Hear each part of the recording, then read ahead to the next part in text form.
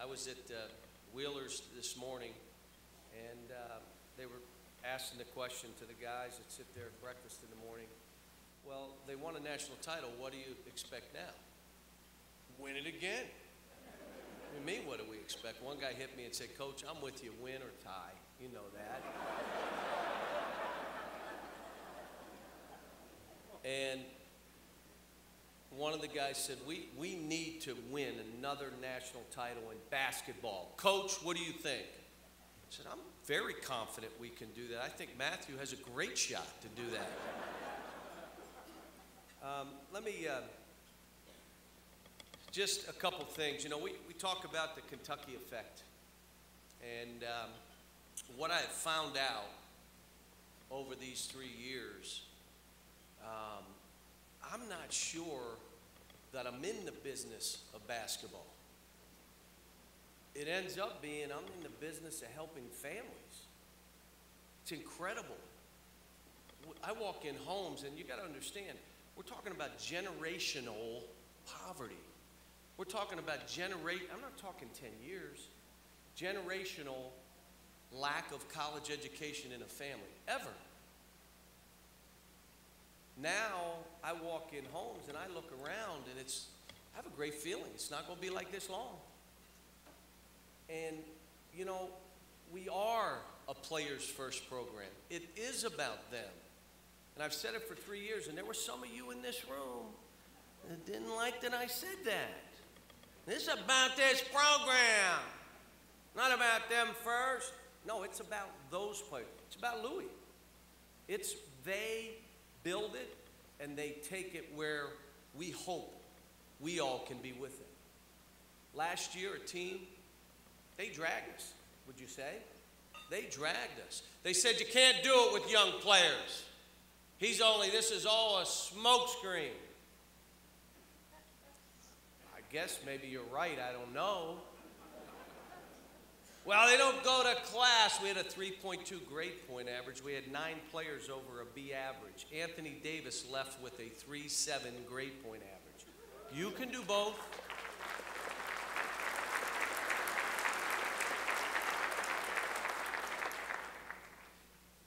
When you make it about them, when you make it a players first program, when they know we're all about their success, they will share sacrifice. They'll have shared sacrifice because they know it's about them. They then will make it about each other and the team and the program and the school. It's not the other way around. See, last year, Anthony Davis, who went nuts last night in a pro game, by the way, and was shooting jumpers, looking into the camera saying, Coach Cal!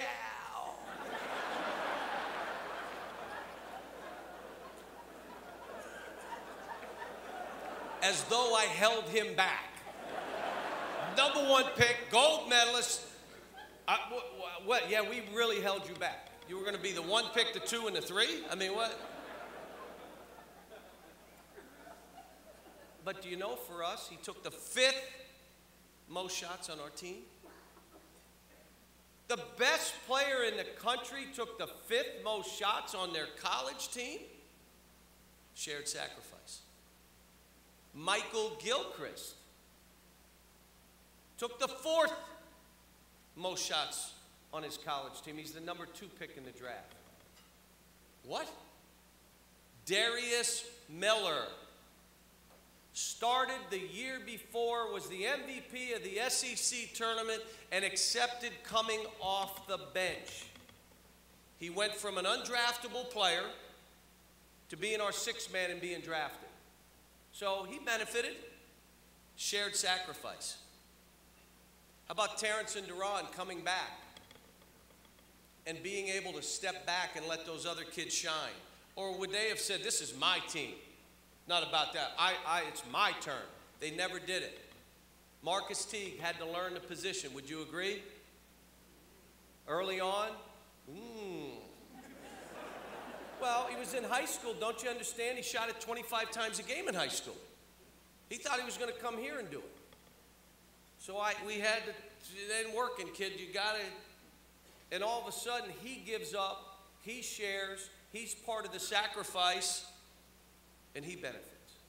Then we had a kid named Kyle Wilshire, who could have played 30 minutes a game on anybody else's team in the country. 30 minutes a game. He came to this great university knowing that I'm going to be the 7th, 8th man. And I'm happy with that because I want to be a part of something special. The shared sacrifice on that team shows us all, whatever challenges we have, whether it's Mitch or Dr. Capilouto, we come together and we all share. We know anything can be overcome if the team really comes together and no one cares who gets the credit. We'll all get credit.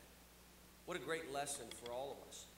You know, I look at the team I have now, and everybody keeps saying the same questions. How in the world do you get young guys to do what they're doing? They play hard. They come in being superstars, and they blend in with the team, and they win. What is this?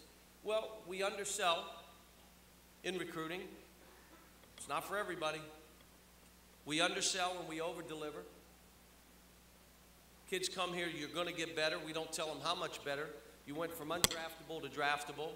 You went as a college student getting better grades, improving yourself because you're more committed and more disciplined academically than you've ever been in your life.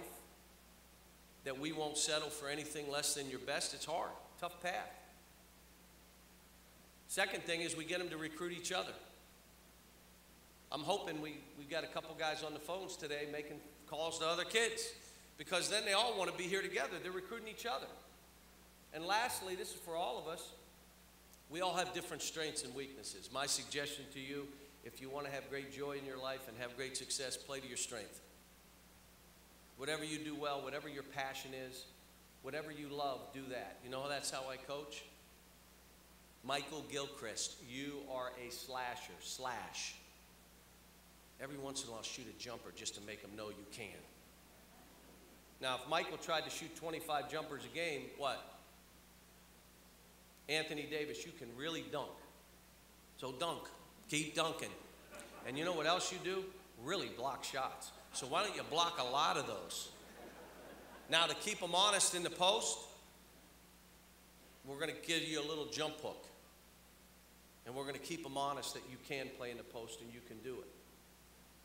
And I think all of us, like this year's team, you're a hard right driver, drive hard right. Coach, you can't be that simple. Play to your strength. Do what you do well. Everything else that we develop in your game is to keep them honest. And so when I say that to you, it's what we're going to try to do again with another young team. Out of 72 teams in the BCS leagues, we're the only team that has not one player on our team that has started any games. We're it. And where are they picking us? I didn't even see, since I don't read the newspapers. Where are they picking us? Third?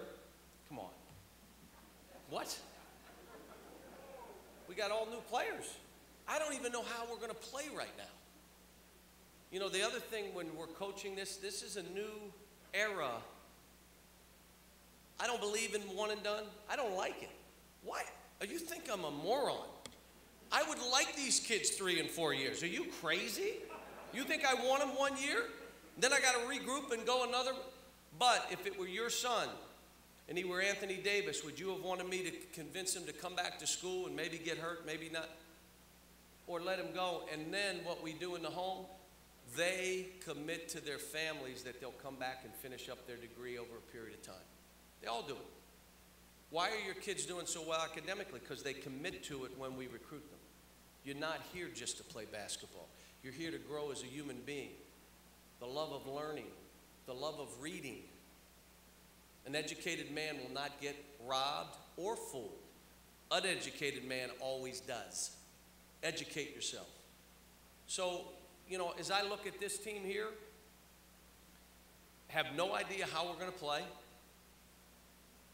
We're going to play fast and hopefully block shots and play good defense. How are you going to play offensively? Before you ask me, I have no idea. We're going to play dribble drive, but how do we get into it? I don't think we're going to do as many handoffs as we did a year ago. What if I have to play the 7-footer and the 6'11" player together, Nerlens and Willie? They're very good, both of them. They deserve to play together. I've never coached two big guys at one time. I Coach Hall. I called him, can you help me? Oh, I got some good stuff with that.